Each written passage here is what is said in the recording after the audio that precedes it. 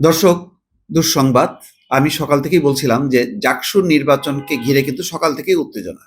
এবং সেই উত্তেজনার পর কিছুক্ষণ আগে যেটি জানা গেল আ যে ছাত্রদল এই নির্বাচন বর্জন করেছে এবং বিএনপিপন্থী ৩ জন শিক্ষক তাদের যে নির্বাচনী দায়িত্ব সেই দায়িত্ব থেকেও তারা সরে গেছেন।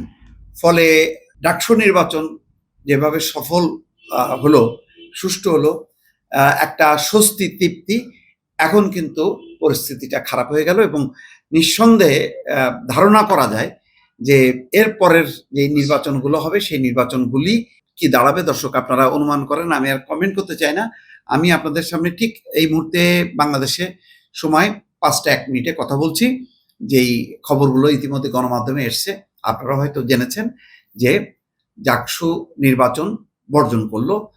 ছাত্র শিবিরের পক্ষ থেকে বলা হচ্ছে নিশ্চিত পরাজয় জেনেই তারা এই নির্বাচনটা বর্জন করেছে। কিন্তু পরিস্থিতিটা কিন্তু ঘোলাটে হয়ে গেল, একথা বলা যায়।